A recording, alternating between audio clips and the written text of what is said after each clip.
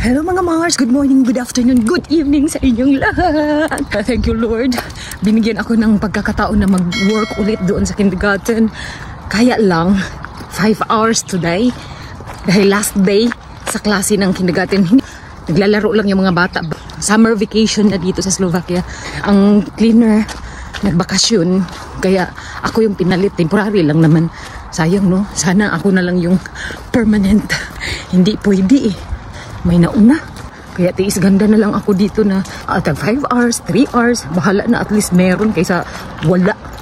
Maglalakad lang ako para matanggal na itong aking belly fat. Umuulan pa pala dito. Kaya ako nagpayong. Kasi nasira yung aking beauty. Nasira na. Ang ending pa pala takot. Maulan na. Alam niyo namang kambing ako eh. Pero yung hairdo ko. Diba? Nag-effort ako niyan. 30 minutes sa mirror. Diba? Nandito na po ako sa kindergarten. Mag-start na ako mag-work. Anyway, today hanggang 12 noon lang ang linis ko at ang klase dito dahil may brigada sila. Papalitan daw lahat. Pati ako palitan. Charis lang. Mingaw. Sa taas lang yung maingay dahil mga bata. Pero konti lang sila. Siguro mga 10. Magpalit lang ako ng sapatos. Shoes lang ang palitan ko dito. Tignan yung buhok ko. Gusto mo kasi parang bata tignan ko. Pati utak ko, isip bata na rin. Yung damit ko pang bahay lang para pag-uwi mamaya. Maglinis. Magastos sa sabon. Bago ako aakyat, magdala ako ng mga basahan. Dito yung aking hideout. Ito ang dadalhin ko. Ito. Ayan. Ang ingay nila, may particular sila kung saan nakalagay. Ito sa palit. Umiiyak na yung mga bata dun sa itaas. Hindi ko pala itong cabinet ni Philip. Ganyan dito kapag summer vacation. Kailangan wala lang laman ang kanilang cabinet. Yan, kinuha ko na lahat ng damit ni Philip. Ito nakalimutan ko yung shoes. Yung iba, kinuha na nila. Naglagay ng notice yung principal dito. Principal lang nasa taas. Wala yung mga teacher. Hindi ata niya pinapasok eh. Magpunta dito ang parents, mga 11:30 ata. Hanggang 12 o'clock lang sila. Uuwi na.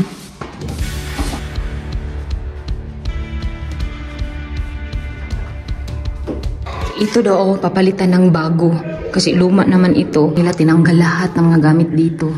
Ito yung room ng Kinder 1. Yung mga bed, pinatong-patong na nila. Ewan ko kung ano ipapalit nila dito. Baka yung mukha ko na. Charis lang. Gusto ko sanang i-hover to. Mabuti na lang, na-inform ako ng principal. Kaya hindi ko na naituloy. Sabi niya sa akin, huwag mo nang i-vacuum yan. Kasi papalitan namin ng bagong carpet. Dahil dito daw ako mag-aaral. Kasama ng mga kindergarten para matuto ako mag-Slovak. Ayan, kinuha na nila. Nanood sila ng TV dahil umulan pala sa labas. Maganda pa naman yung decoration nila sa wall. Ang sticker, pintura pala. May TV sila dito. Yung teacher mostly nagpa-music, yung pangpatulog. Kakarating ko lang po galing trabaho. Gutom na ako. May pagkain naman ako dito. Nag-steam pala ako ng vegetables. Kakain lang ako para magkaroon ng energy. Wala pala si Philip at si Alex dito na kaibiyanan. Doon sila nag-vacation for 3 days. Doon din sila natulog. Uuwi daw yun mamaya eh. Yun ang sinabi ni Vladimir. Ay, nasaan na ba yung pagkain ko? Ito, pagkain pobre ba? Yun, nanginginig na ako sa gutom. Anong i-partner ko dito? May pork pa pala dito. Niluto ko din kahapon. Ito yung niluto ko. Ayoko lang initin to eh. Kunti na yung kakainin ko nito kasi mas gusto ko gulay. Last night, kumain ako nito. Nadamihan ko ata yun.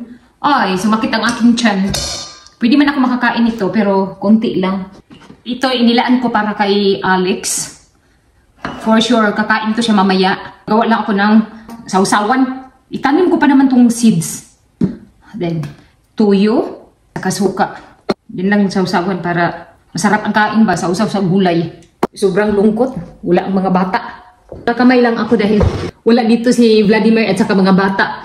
Ayaw kong makita nila ako nakaganito. Kumbaga, ikopyahin nila. Mas nagagalit pa naman si Vladimir kapag makita niyang nakaganito kumain. Patong paa.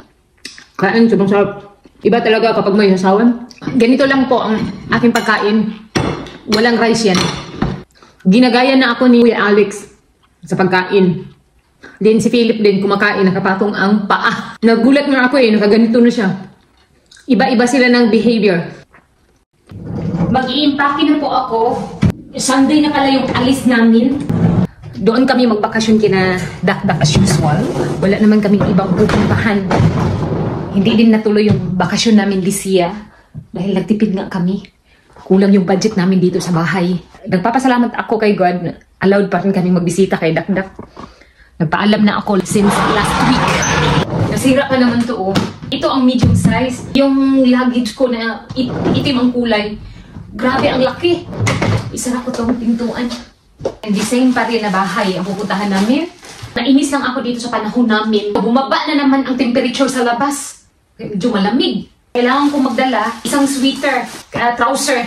So, sabi ko sa inyo, wala dito si Philip at saka Alex. Nandoon kinabyanan. Nag-inform si mother-in-law sa amin, pwede daw doon sila matulog. Hindi ako nakatulog sa unang araw na nagkahiwalay kami. Yung araw na yun, nanaginip ako kay Kuya Alex. Pumunta daw siya dito. Dahil tuwang-tuwa ako. Nagising tuloy ako. Ay unang beses na nangyari ito. Ang pakiusap ni Vladimir kay Bianan na sila muna ang magbantay kay Philip at Alex dahil may trabaho siya. At the same time, may trabaho din ako sa kindergarten. Sila mismo ang nag-offer na iwan niyo na lang dito mga bata as a vacation na lang. Nag-worried lang ako sa part ko dahil si father-in-law, medyo strict siya. Baka kasi makulitan kay Kuya Alex. Miss na miss ko na yung dalawa. Dito pala ang feeling na may anak ka tapos alam niyo mahiwalay sa'yo ng ilang days lang. Parang nanibago ako. Na walang maingay. Parang isang taon na hindi ko sila nakita. Anyway, babalik naman yun sila mamaya. Ang tanong, na-miss ba nila ako? Diretso na lang ito dito sa luggage. Sana walang ulan next week. Ang suot nila, t-shirt lang. Mahirap pag may ulan tapos malamig. Pinakaayaw ko pa naman ang taglamig. Itupi ko ng maayos. Then ganyan lang paglagay, diba? May mga damit pa ako na dapat ilagay dito. Kay Philip at Alex lang to. Naka-impake na. Ready to go na kami. Alis kami. Tapos hindi kasama si Vladimir. Maiwan siya dito. Kami lang mga bata. See you mga taga General Santos City. Ihanda niyo yung tuna. Akala mo kung si Milay lang, no? I-prepare niyo yung aeroplano. Sira pa naman to. Nagmana sa nagmamay-ari. Charis. Ready to go. Oh, I miss my kuya.